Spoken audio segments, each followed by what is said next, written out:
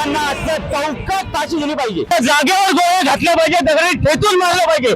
अशा नराधमांना जर 7-7, 8-8 वर्ष लागत असतील फाशी मिळायला, त्यांना मृत्यूदंड व्हायला, तर कायदा आम्हाला हातात घ्यावा लागेल.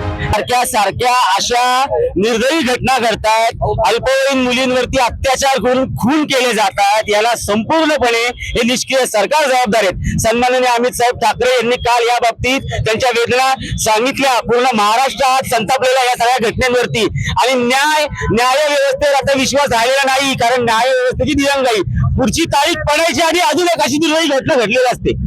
मग या सगळ्याला काय अर्थ आहे? शेवटी अशा प्रकारच्या निर्दयी निष्ठुर लोकांना, अशा नराधपांना असं चौकात फाशी दिली पाहिजे. ही चौकात फाशी आम्ही या ठिकाणी प्रतिकात्मक पद्धतीने देतोय.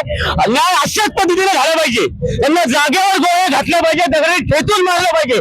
त्याशिवाय या नराधमांना जर बसणार नाही.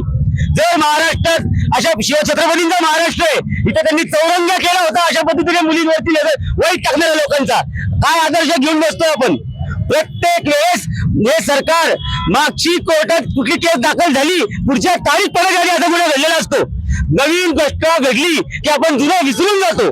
बदलापूर झालं, ठाणे झालं, चाकणला झालं, आज नसरापूर आहे. अजून कुठे होणार? किती वेळ बघून बसणार आपण? हे निष्क्रिय सरकार करतं काय? जर आमच्या मुली या ठिकाणी सुरक्षित नसतील तर हे कायदे काय कामाचे आहेत? मग जर उद्या आम्हाला कायदा हातात घ्यायला लागला, अशा नराधमांना जर 7-7, 8-8 वर्ष लागत असतील फाशी मिळायला, त्यांना मृत्यूदंड व्हायला, तर कायदा आम्हाला हातात घ्यावा लागेल. एवढं आम्हाला सांगायचंय. हा राजक येऊन देऊ नका. आमच्या माता भगिनींना सुरक्षित ठेवण्याचं साठी कायदे, शक्ती कायदा हा त्वरित लागू करा.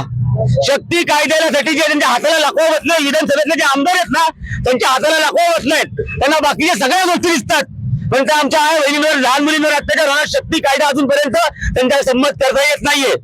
या सगळ्या गोष्टीसाठी जर काय पर्याय असेल, त्यांना जर पोहोचवायचे तर भर चौकात अशा नराधमांना फाशी दिली गेली पाहिजे.